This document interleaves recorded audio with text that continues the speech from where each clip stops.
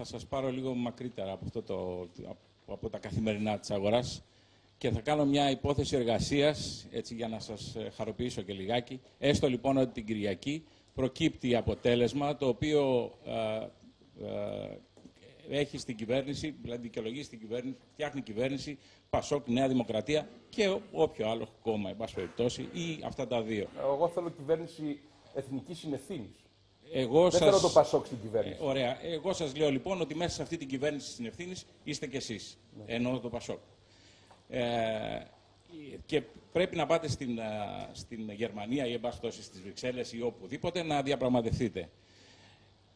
Έχετε υπολογίσει ότι η κυρία Μέρκελ έχει κάπου κρυμμένο ένα χαρτάκι, το οποίο της το έχει δώσει ο κύριος Χριστοφοράκος και ξέρει ακριβώς πού έχουν κατευθυνθεί οι μίζες της Siemens, σε ποια κόμματα, σε ποια άτομα.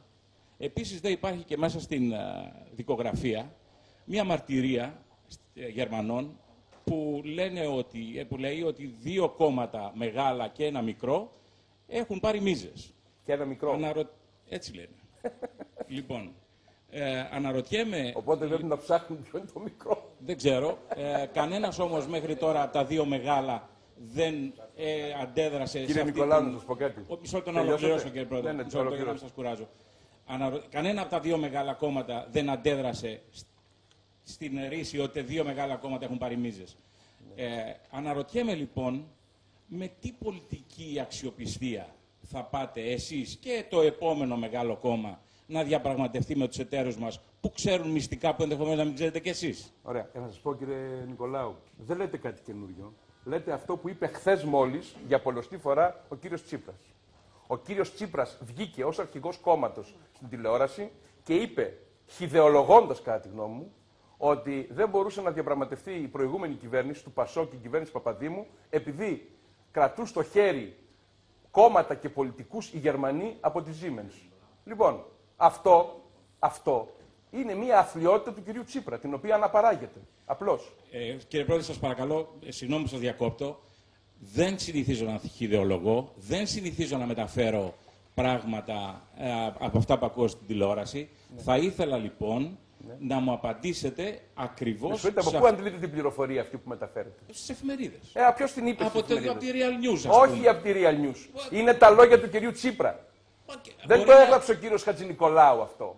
Έγραψε τι είπε αρχηγός ενός κόμματος. Και πρέπει να απαντάμε σε αυτό το επίπεδο επιχειρηματολογίας. Υπάρχει θέμα να μου απαντήσετε, κύριε Πρόεδρε? Σας απαντώ ότι αυτό είναι αστείο. Αστείο είναι ότι δόθηκαν μίζες από τη Siemens? Με συγχωρείτε.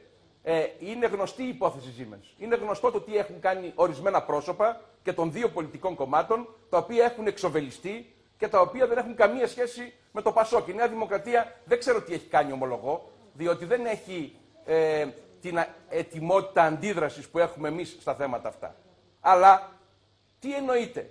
Ότι επειδή ο Χριστοφοράκος ισχυρίστηκε και έδωσε πράγματι 600.000 μάρκα για να τα φέρει ο κύριος Τσουκάτος στο Πασόκ και υπάρχει αυτή η γνωστή ιστορία ότι κρατάει στο χέρι το Πασόκ. Μα δεν είναι μόνο αυτά. Η Siemens μπορεί να είναι αυτά. Εδώ είναι τα υποβρύχια. Εδώ είναι αυτά τα χρήματα τα οποία έχουν κατευθυνθεί προς τον κύριο Τσοχατζόπουλο, ας πούμε. Μιας και είναι ο μοναδικός ο οποίος νεκρός πολιτικά κατηγορείται. Και τι λέτε, ότι είναι δυνατόν, δεν διαχύθηκαν αυτά μέσα στο πολιτικό σύστημα? Να έρχεστε και να μου λέτε ότι εμείς, δηλαδή δύο πρωθυπουργοί που μεσολάβησαν, υπουργοί, δύο κόμματα, τρία κόμματα, γιατί ήταν και ο κύριος Καρατζαφέρης, δεν κάναμε διαπραγμάτευση επειδή μας κρατά στο χέρι? Δεν ξέρω. Όχι, να μάθετε. Να μάθετε. Η δουλειά σας είναι να μάθετε. Σας λέω λοιπόν εγώ ότι αυτά είναι χυδαιότητες. Εγώ δεν δέχομαι αυτό το χαρακτηρισμό. Χυδαιότητες. Δεν δέχομαι το χαρακτηρισμό. Απολύτως χυδαιότητες. Το όνομά σας και την ερώτησή σας. Απολύτως! Και στα γραφεία του Πασόκ μέσα. Απολύτως! Κύριε Πρόεδρε, δεν ξέρω γιατί βγαίνετε έξω από τα ρούχα σας. Εγώ βγαίνω έξω από τα ρούχα μου. Εγώ περιμένω μια απάντηση. Αν δεν θέλετε να μου απαντήσετε... Δεν θέλω να σας απαντήσω. Δεν μου απαντάτε. Σας απαντώ. Αλλά με εξοργίζετε όταν πιστεύετε ότι οι υπουργοί, οι πρωθυπουργοί, βουλευτές εκλεγμένοι από τη Βουλή, από τον ελληνικό λαό, με 258 ψήφους, ψηφίζουν ένα νόμο του κράτους, επειδή τους κρατάνε, επειδή υπάρχουν χαρτιά για τη Siemens? Πού νομίζετε ότι απευθύνεστε? Γιατί είμαστε στην πολιτική? Είμαστε στην πολιτική για να υπηρετήσουμε το εθνικό συμφέρον.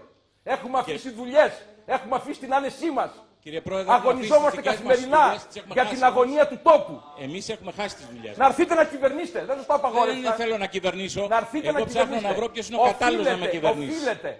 Οφείλετε να έρθετε να κυβερνήσετε.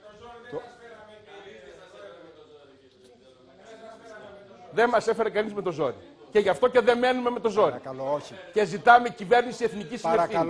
Παρακαλώ, επειδή δεν ακούγεστε, νομίζετε όταν ότι μιλάτε είναι χωρίς μικρόφωνο. Να είναι κανείς Παρακαλώ, στην κύριε κυβέρνηση Πρόεδρε. και να κάνει αυτή τη δουλειά. Παρακαλώ, κύριε Πρόεδρε. Όχι, με συγχωρείτε, κύριε Χατζηνικολάου. Να ξεκαθαρίσουμε το εξής. Απαντήσατε όπως Πιστεύετε, όχι, νομίζατε. δεν απάντησε επαρκώς. Δεν απάντησε επαρκώς.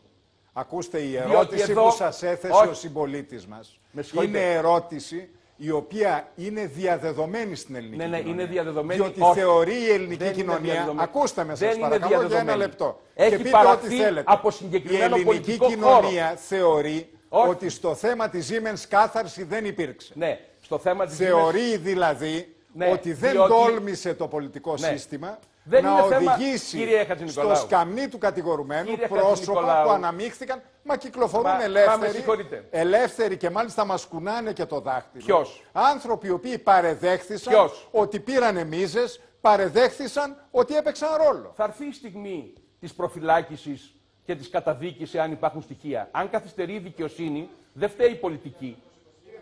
Ξέρετε ποιοι έχουν συγκαλύψει τα στοιχεία της Siemens?